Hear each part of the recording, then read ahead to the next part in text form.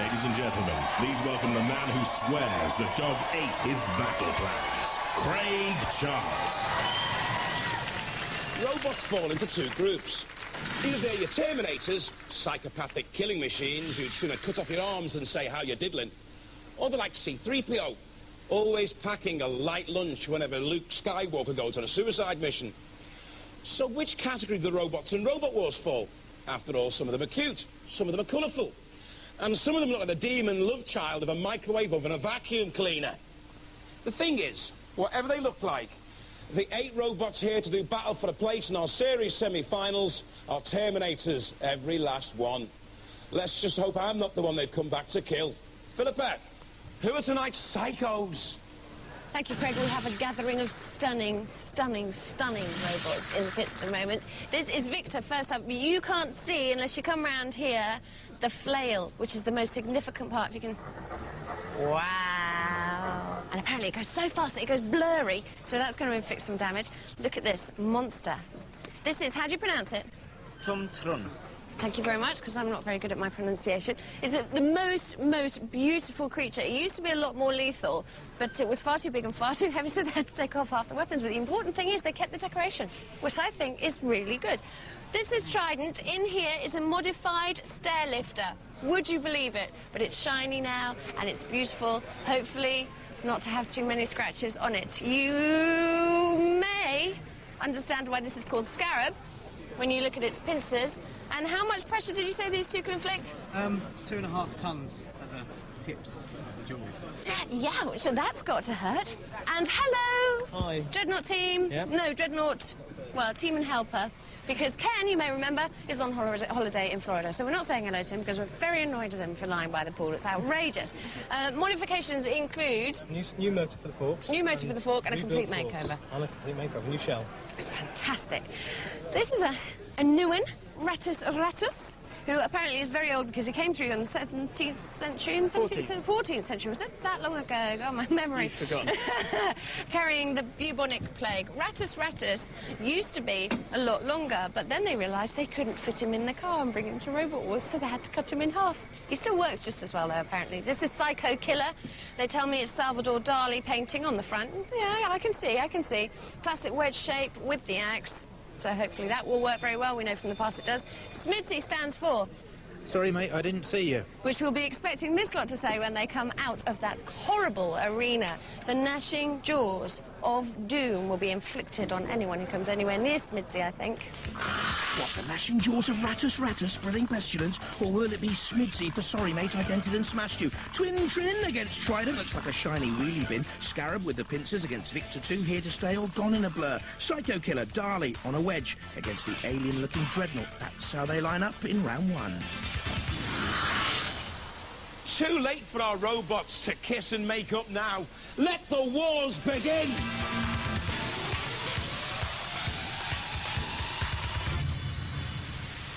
From Guernsey, Ratus. The longest in the heat, even though it has been chopped down to fit in the boot. The chassis from an old desk, its forward-facing spikes and battery-driven flail are dangerous. It'll dent a few hopes, that's for sure. Hi, I'm Gary. This is Rick. This is our robot, Ratus. It's called Ratus, which is the Latin name for the common rat. As you can see, it's quite common. It sustained some injuries previously in other fights when it came from Mesopotamia in the 11th century. It went across Europe in the 14th century, killed 25 million people, and now it's here at Robot Wars. From Kent, SMIDSI. They describe their weaponry as gnashing jaws, crushing jaws, lift you up and dismember jaws. Cool, they've gone off jaw, this team. They say it took 6 weekends to build and 6 months talking about it. I'm Mike Reed of Team Ixion. This is Robin, who's our driver, and Andy, and this is our robot SMIDSI. We called it SMIDSI because it stands for Sorry Mate, I Didn't See You. We're motorbikers, and if you get knocked off by a car, the first thing the driver says is, Sorry Mate, I didn't see you. We've made SMIDSI so it'll be flippable, run either way up, and we've got the jaws so that we can change them. We can go under another robot, over the top of it, depending on which way up we are. Roboteers, stand by. Ratus from the 14th century. What's that all about? Gary Pike and Richard Ozanne, his teammate, and SMIDSI there, with the driver, Robin Bennett, in control. When it opens its jaws, SMIDSI looks like a giant, great big black and red clothes peg, I think. But it's Ratus on the attack. No gnawing jaws, but there at the back, the flail. There's Robin Bennett at the controls of Smithy. Spent 6 months touring Australia by motorbike. They are all big bikers in the team. And how annoying is it when a car driver says to you, a biker, yeah, I didn't see you, mate. Now, it's Ratus just gnawing away at Smithy once again, pushing him in towards the CPZ. Don't forget, once you've been pushed into a CPZ, the house robot can grab you. Let's have a look at this moment again. Ratus up and over Smithy and bouncing healthily away. Again, the little push. You can see there, the tactic being used is to push towards the CPZ. Kilolot's waiting for anything loose. Ratus, the more aggressive of the two so far. Onto the arena spike, which has become such a feature of this series. And really, Smithy doing very little attacking work. It's all Ratus, and eventually, I'm sure, he's just going to push Smithy in towards the CPZ. It'll get there in the end. Bouncing around. It's dead metal awaiting. Can't come out of the CPZ to gather a robot unless it's on the fringe. Smithy low enough to avoid the pincers of dead metal. Robin Bennett trying to get Smithy on the attack, perhaps. Needs to. In comes Ratus with one drive. Poised to come in with another. Slam it off! Ratus in trouble. Slammed against dead metal pincers, and the body shell almost came flying off. There she's separated from the main frame, the chassis made from an old desk, and off comes the fur-covered alloy shell. And now, onto the flame pit as well. So, trouble here for Ratus. What on earth is that underneath the top part of the jaws, if you like? Gary Pike looks bemused. A little twitch from him, and also from the front of the rat. And was he caught in a rat trap there? Well, there's still life in Robin Bennett in his team. A little tug on the beard of Andy Pugh there on the right. Now the circular saw of dead metal slicing into the top of Smithy. It's going to be quite close, this, in the end, unless Smithy's pushed towards the pit! Get in! Pit! Yes!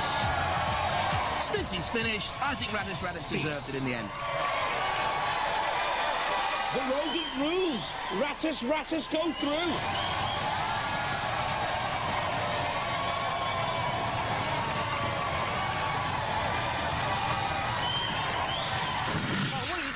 Is adoration, because, you know, even though you're out, what a fantastic fight, wasn't it? I'm glad it looked good. We need a tyre now. We need a tyre. I just put that one on. Oh, outrageous. But you inflicted some damage there on Ratus.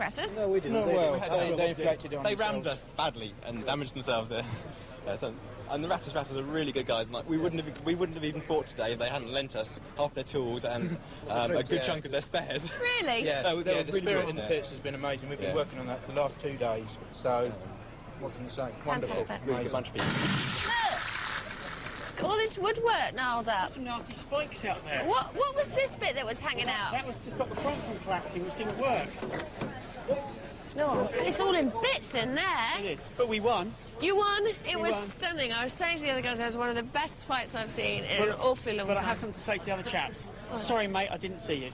Aww. But I tell you, you fight a good fight. It's a speedy robot. It is. It's fantastic. But really, seriously, are you going to be ready to fight again? Because look at the state of that. Just cosmetic. It's not. It's nothing. It's not. Innards were falling out. We've had worse, haven't we? We've had worse. Yes, Okay. it's only a flesh wound. Okay, you'll be all right. Indeed. Well, I'm very proud of you. You're not afraid to get your whiskers frazzled. Whiskers frazzled or not, Ratus through, and next up, Trun against Trident. From North Wales, What work has gone into that spooky-looking fiberglass shell? The motors are from 12-volt wheelchairs. It cost just £200 to build the intrinsic part. My name's Mark. I'm the team captain of Tum Trum. In my team, I've got Ian and Nick. Our main weapon for Tum Trum is its forehead. at the moment because we had to take the weapon off the front. It's made out of fiberglass and it's developed over a period of time and didn't start off quite like this the first day. From Leeds, Trident. 2 drive motors and another for the weapon make this tri-drive Trident with an axe body shell of stainless steel. The chassis is a modified stair climber. At 20 miles an hour, it's the fastest in the heat. Hi, my name's Stephen, and this is Neil and Peter. He's the captain of the team, and this is Trident, our robot. It's got these stair climber wheels and an axe weapon powered by an electric motor. Roboteers, stand by. Turin, magnificent. Teacher Mark, Ian and Nick, his pupils. And Trident. 3, 2, young Stephen at the controls. And it's the slow progress of Turin against the far nippier Trident. And I'd say at this stage Trident has the more potent weaponry. Oh, what a shame! That shell is already being splintered. The face, the gargoyles, the twisted masks of terror. And that's just in the Robot Wars pits at lunchtime. It's Trident spinning to come on the attack again. I think one of the big problems with Turin is a lack of mobility at the moment. Can only get up to 5 miles an hour at best. At worst, it seems, to be honest, immobilised at this early stage. They did have a big snowplough on the front. They had to take it off to make the weight for this heat. It seems to lack weaponry and just about everything else. Trident edging around. Oh, what a disappointment this is. So much work has gone in. Look at the great teeth on the back. There's the mask, the horns as well. Snakes are in there, everything's in there. A robot built from hell. Oh dear. Hardly a heavenly performance by Turin. Trident nudging in again. Almost feels sympathetic, I think, to its opponent. A little bit of smoke coming from somewhere. Shunt coming in now on the attack, maybe to finish it off. The camera on the front of Shunt, of course. Oh, the axe on the back of Shunt. Nudging Turin almost up and over. Oh, the fiberglass is on fire as well. That just makes things worse. Now Matilda coming in with the chainsaw on the front of Turin. There goes the axe. Here comes Matilda on the attack. Here. Turin's lost a little essential bit. So, on fire, deaf as a post, and finished Turin, to be honest. Beauty, no match for brawn. Trident are victorious.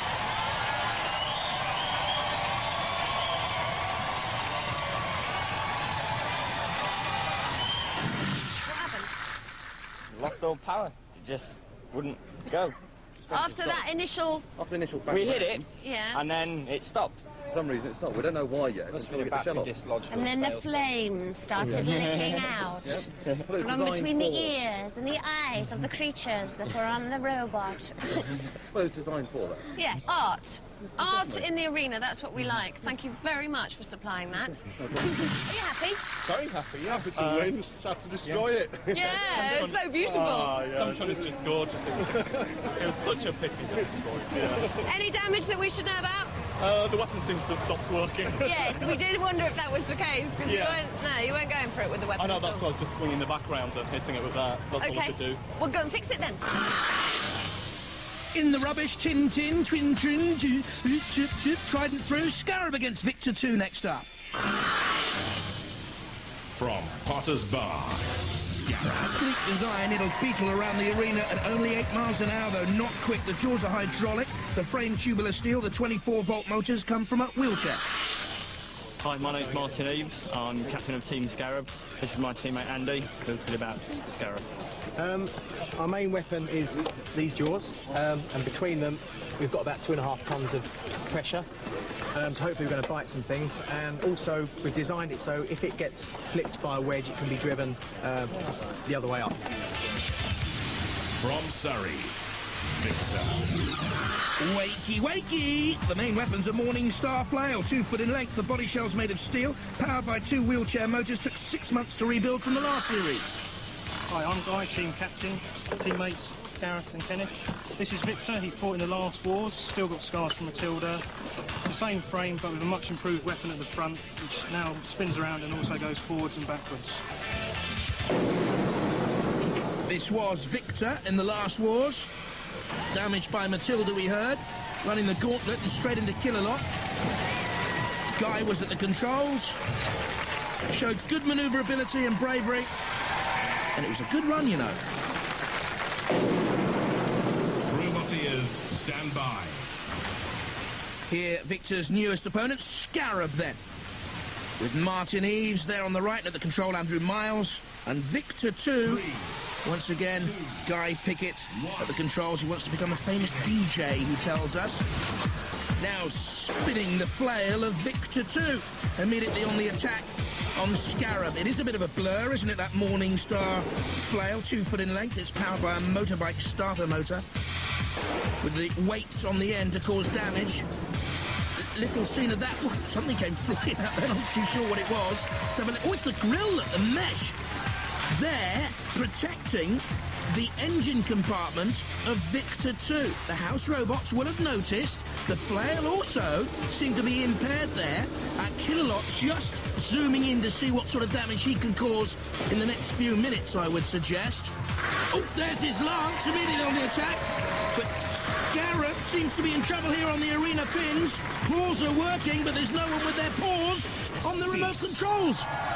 They're out, Scarab, immobilised. Well, living up to its name, Victor. They go through.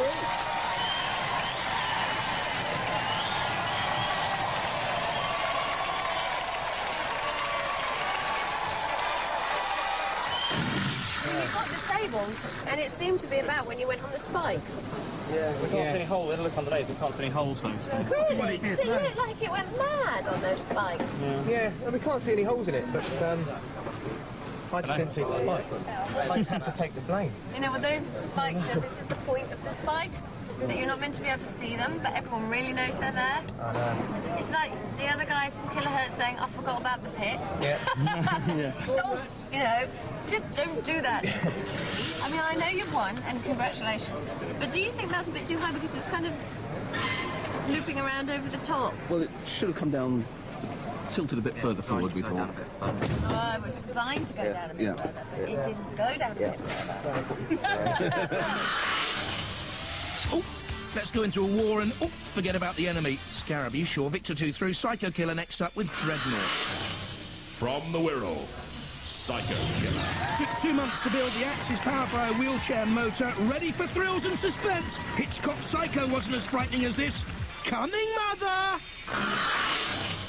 Hello, we're Team Psycho Killer. This is Martin, his son, Matthew Carroll, the pilot, and myself, Steve, the captain. This is our robot, Psycho Killer. It's driven by 2 Sinclair C5 motors. Loads of power. We've got this little toothpick, which we're open to drop it down and pin someone in front of the robot. If that fails, we're open, you'll drive up, spin over, and land in a pit. From Nuneaton, Dreadnought. Using many parts from the old version of Dreadnought, this Robot Wars vet returns with a new mechanism and motor for the forklift, a new body shell design. Opponents, your future hangs on the decision of Judge Dredd. Hello, I'm David. I'm fine. And this is our robot Dreadnought. We've been in 3 wars, it's our 3rd war. There's 1 or 2 changes we've made to our robot. We've had to build a new body shell after Sir Kill-A-Lot was very rough with it. We've also improved the lift motors by replacing the motor with another wheelchair motor. Again, you can't heap enough praise on the team for improving their bodywork, doing it all over again after it sustained this sort of damage. Would you really want to rebuild it all over again? The wooden base also last time was a bit of a problem. Roboteers, stand by. There is Psycho Killer then, with Stephen Burns, Matthew Carroll at the controls, and young Martin, and Dreadnought, 3, 2, David, and 1. Faye Volts. Activate. David likes his walking and swimming and into more than a front crawl as Dreadnought attacks from the left. Psycho Killer just eases away. Classic wedge shape, as Philippa said earlier on. I love the little furry hand on the pickaxe. Where do they dream these things up from? What strange lives our roboteers have. I wonder if it was his idea there in the middle, Stephen Burns, perhaps young Martin. He wants to be a Lego designer when he grows up. Didn't we all? Now, it's Psycho Killer away from the flame pit. Ooh, Killalot's over there. What are they doing? Driving straight towards Killalot in the gleaming eyes. And the pincer, well, there goes your weapon. Straight away. Ah, suicide. Matthew Carroll wants to be a fighter pilot. God help us if he does. Defending the realm with driving like that in the skies. Are you sure? They've got no weapon now.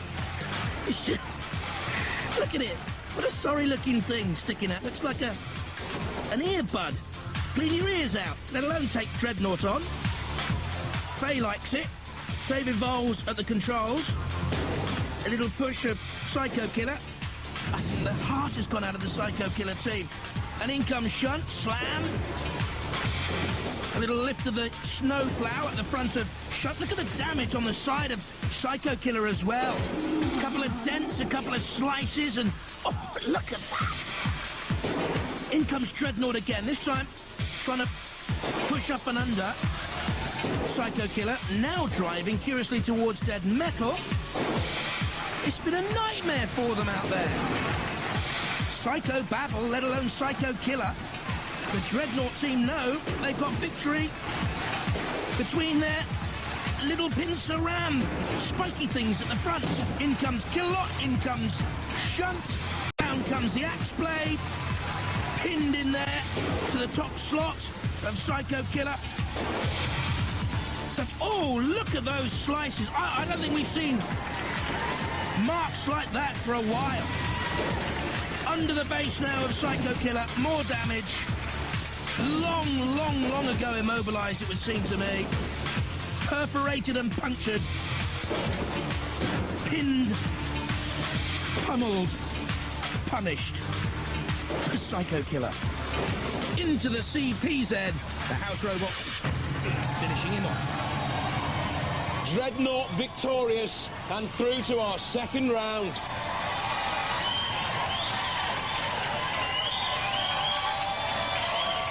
This was classic. We have got a lovely souvenir. Chopped straight through it, didn't he? It might come in handy. Yeah. Well, Ken, it's your own fault you're missing it. There you are lying in Florida in the sun by the pool and you're missing all this excitement because your team are through. We've done it. You've done it again. Yes. And unscathed, relatively. Hardly unscathed. Hardly scratched. One or two little marks. One or two little marks and that's it. We'll survive. Okay, so you can go and put your feet up for a while then until the next round. Yes. Through they go, Dreadnought, with Victor 2, Trident and Ratus. In the second round, it'll be Ratus against Dreadnought, Victor 2 against Trident. And now for the climax of the pinball. It's our last visit to the arcades for some pinball wizardry.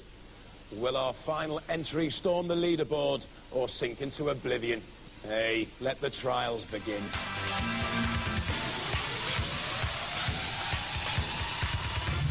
The very last run of the pinball. Let's see how we've got on so far. Dominator setting the early pace. This was a good run. Consistent and accurate, 160 points scored. Crusader started well. He went into the pit. Daft as a brush. Eye of Newt didn't score quickly enough. Got torched by the House Robots. Six-pack trundled through bravely, we thought. Not a bad run at all. Now, the highlight for Kilohertz was the multi-ball release. The low point of the Kilohertz run being bashed, smashed and crashed by the House Robots. Rocks 2 wasn't great. Oblivion 2, not much better. Heading for Oblivion in the Robot Wars history books. Inquisitor didn't ask too many questions. We didn't find answers there. But then a new leader emerged. The last heat saw Razor eclipse Dominator, a close shave, a Sweeney Todd chop at the other competitors. And indeed, Razor still having time for a nip at the House Robots.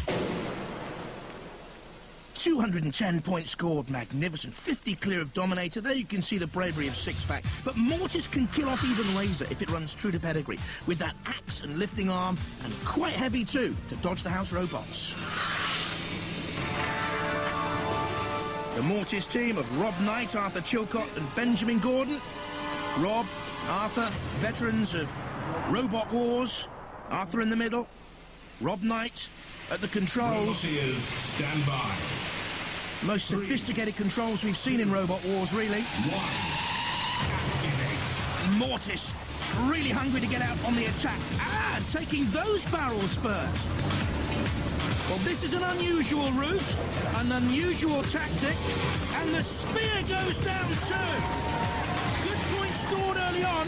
Mortis needs to get out beyond the barrels, changing direction to try and dodge Kill-A-Lot, veering away from the barrels, needs to get up and over that ramp, I would think. No, deciding to go for the multi-ball release instead, using the axe just for a final blow. No targets hit, 50 points for each target. On the side wall, 75 points for the target down the bottom of the arena. More barrels here. Now up and over the ramp. This is a very, very unusual route. I don't think that'll count. They didn't complete the ramp. Taking on Kill-A-Lot, that won't score you anything. Get you in trouble, I should think. Kill-A-Lot has the freedom here of the whole arena. But as we speak, Razor's still looking good here, I think. Mortis, time is ticking down on you to close on that huge 210 points scored by Razor. Would he go up and over the ramp again? They've lost their way here, Mortis, after that bright opening through the car door. More points to be scored, but if they back too far in, they nearly went into the pit. They've got themselves between a rock and a hard place here. Mortis trying to get traction with the great tank tracks. Now edging towards the door. But Rob's got himself into a real pickle here. There's a brick underneath Mortis as well. Oh, came to an end prematurely, really. Good run from them, but not good enough. They enjoyed it. Opening gambit saw them take on the barrels in the top right corner of the arena. The sphere trundles its way towards a pit there in the top left of your picture. Then the multi-ball release. More points scored there. Against the barrels in the other corner of the arena. But only 60 points scored for Mortis. Big disappointment for them, down towards the bottom.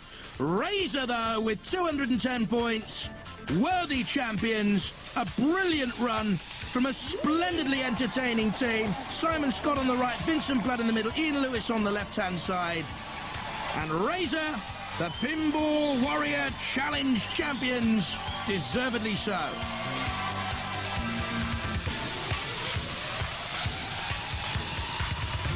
Now let's charge back into the wars.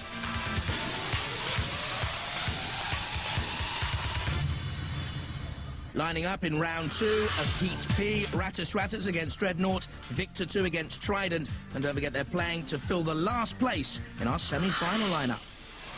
Ratus, Gary Pike there on the left-hand side, and Dreadnought, David Bowles will take the controls.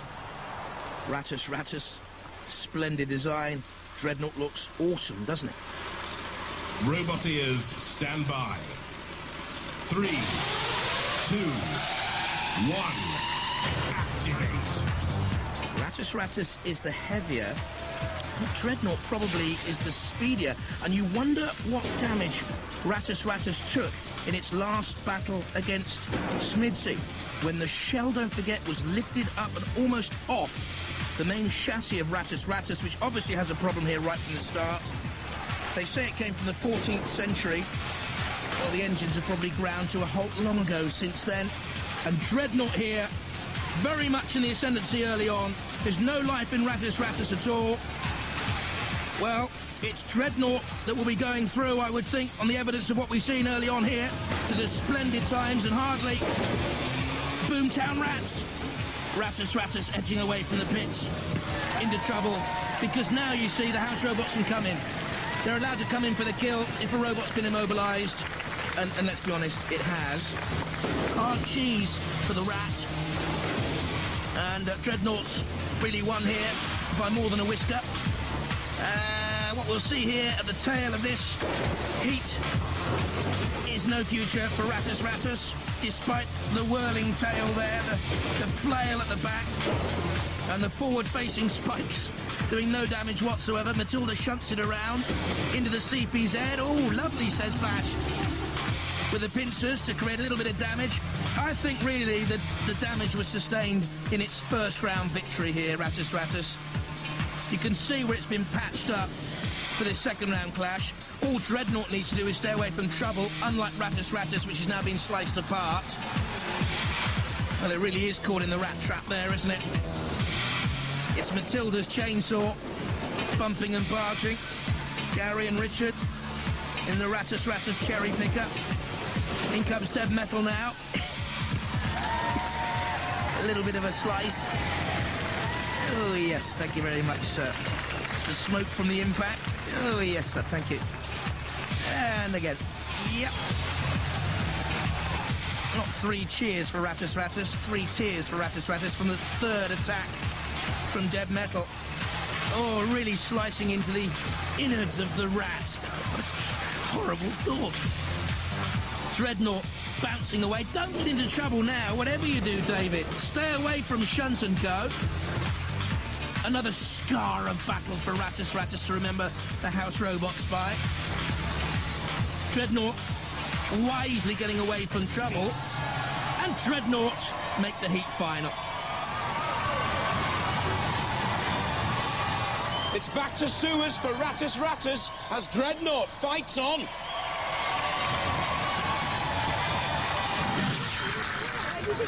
You can't just sneak off like a little rat down a sewer. Well, this is a big rat and it's not going down any sewer, It's a but very it nearly dead went in rat. the pit. It's a very big, very dead rat, unfortunately. What happened? Why did you stop? Well, it worked We didn't perfectly start. in some tests, You and then didn't- it just died. You didn't start. You did No. a little bit, didn't you? It moved, it went tweak and then just shut down. Yeah. Dead. That was And then it. that was that. That was it. So we haven't had a chance to find out what's wrong It yet. suffered, so annoying. suffered from its own plague, I think. Yes, the bubonic plague got to it. Oh, lovely. That was easy, really, for you. Another easy round, yeah. Made very easy because the rat died. Well, that's what happened to us last war.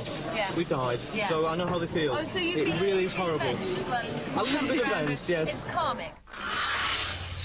Well, it was hardly a close squeak. Ratus Ratus out, Dreadnought through to meet the winners of Victor 2 and Trident. Well, Victor 2 team, you've been pitted against Trident, who, what are they? Still polishing their robot? They're still polishing their robot, yeah. And yet you're just about to go in there. How do you feel about them as opponents? Well, we're a bit worried about damaging their lovely shiny bodywork, and we did say we'd put feather dusters on the end, but we decided against it. Okay. All right, so confidence then. Yes. Confidence reigns supreme in the Victor team. Good luck. Here you go. It's a good thing driving straight into the pit to get it over with. Really? Yeah. Oh, is that Yeah. how you're feeling? Yeah. They're really confident. I know. You're not. No, But we weren't ready for it. Hey, it so- looks good. Gosh. Are there any real problems mechanically? Like, it doesn't work very well. Really? Does it not? The weapon doesn't work very well at all. Your weapon's not working very well. And after the first match, You don't want to go in unprepared. Yeah, it's all right. We'll manage. it's going to go. Fail to prepare, prepare to fail, Trident against the Victor 2 team. Once again, Guy Pickett at the controls. Roboteers, stand by. 3. There he is. Kenneth Goddard on the right-hand side. Once met Michael Schumacher, so you can expect Victor 2 to be speedy with the flail. The shiny Trident team, they say their weapon's been damaged. Well, it's being used, but it was well, no more than a tap, really. A little bit like a woodpecker trying to tap its way into a tank and not causing too much trouble at all to Victor 2. Now, we know the Victor 2 flail weapon is limited also. Spins in a blur, but doesn't really cause too much destruction. We've seen better weapons of that type, and, well, at the moment, the weapon has just stopped on the front hacking blade of Trident, the great pickaxe coming down. Victor 2 are trying to get the controls working again, I should think, on that weaponry. They need to, and it sparks into life again. One of these weapons powered by car starter motors, motorbike starter motors, and they've got it working again. Victor 2 towards the pit, spinning, whirling like a whirling dervish, but demonically into the pit. And it's Stephen Bennett, the controls of Trident, who goes through. And Victor 2, teetering and toppling, and in the end toppled into the pit. Oh, Guy! Pick it out of that pit. It rests in pieces. Victor 2. Well, Victor was not victorious. Trident goes through to the next round. Let's hear it for Trident. Well, how do you think that went? You obviously won. Yeah, we won. We won. Lovely. And the axe works well. The axe it's pretty strong, isn't it? It is. It's very strong. It's a strange robot design, really. Why have you got, say, one wheel on the front instead of, like, 6 wheels on the back? Actually, the 3-wheel thing's the front. Ah, that's the front. You're looking at the front. And the 1 wheel's the back. Yeah, right. everybody makes that mistake. That's why they always attack us from back. Yeah. Do you think you can go any further? The axe looks strong enough. We'd like to have a go, you know. Ladies and gentlemen, can we give a round of applause for Trident? That's Trident. Through to the next round. We went in the pit. Like so many other great ones. We decided not to dive straight in there. We let them push us around a bit first, and then we went. And we're sending him back to McLaren. We can't put up with his driving any longer. Really? Yeah. Driving let us down, I'm afraid. Yeah. So you have to go back to Formula One? Yeah. Oh, it's terrible. You'll have to turn up for the books then, because you weren't confident at all. You're only confident I didn't seem in your confident. shininess. I didn't seem confident at all, did I? Don't play this one on me, as if I believe it now. The axe is a bit stronger than people It thought. works. It works as That well. was a I know. Works as well. It We works. didn't expect Oh, it we to, knew did it. we? Very pleased. Yeah? I thought it was just going to fall off. Back to Formula One. Guy Pickett can get the formulas right in the chemistry class. It's Trident in the heat final with Dreadnought. 2 robots made to look like whimpering puppies. 2 already having kittens as they prepare to scratch each other's eyes out for a place in our series semi-finals.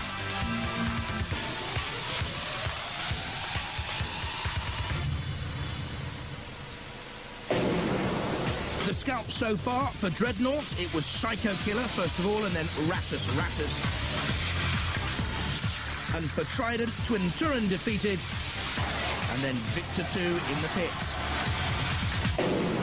Trident, you've got a lot of wheels. Yeah, we have. Have you got a lot of bottle? No, basically.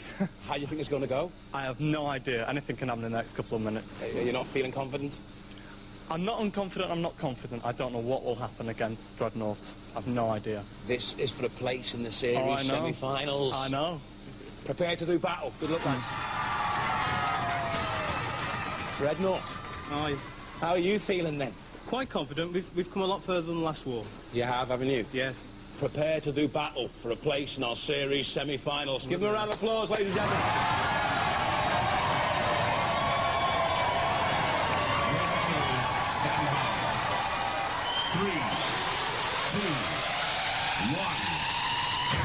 Two good teams, quietly understated.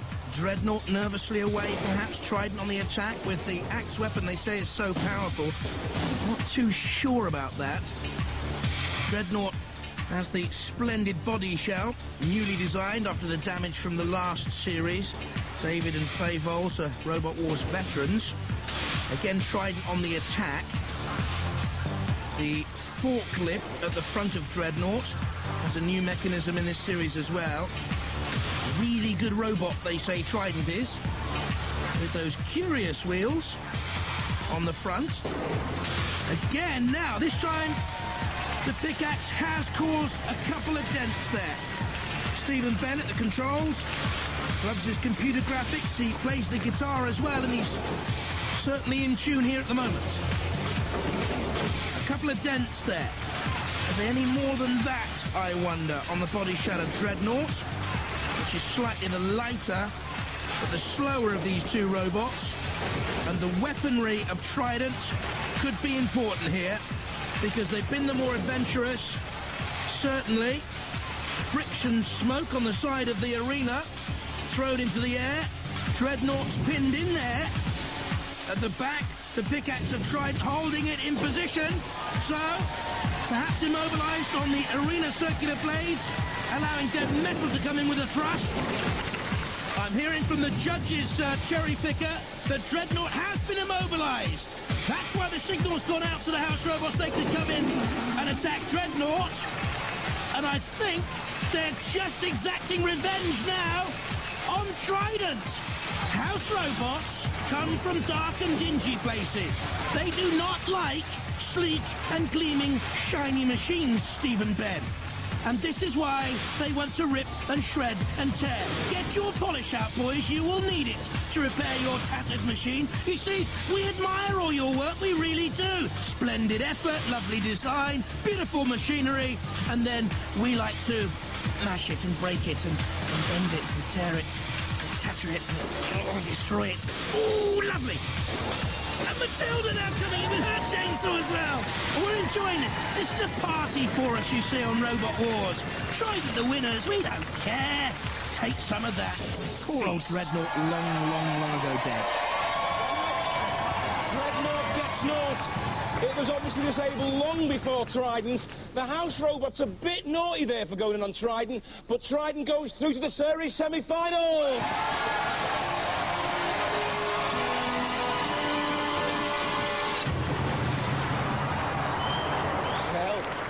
A close-run thing. Just a bit. I thought you weren't going to get out alive. It's a strong robot. How do you think you're going to fare now in the series semi-finals? Pretty badly. There's nothing like unadulterated confidence. Give them a round of applause, ladies and gentlemen. Well, the neighbours are banging on the studio doors because we won't keep the noise down on Robot Wars. Bye-bye.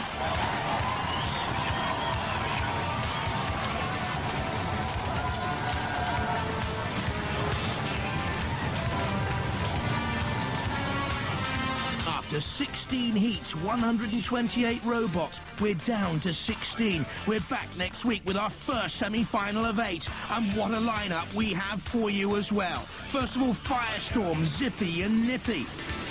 There's Pitbull, a roly-poly growler. Big Brother Ominous, omnipresent. Thing and the Addams Family team. They're back, the reigning champions, Panic Attack. Sure to cause chaos too, with its big flipper. Mace 2, very persistent.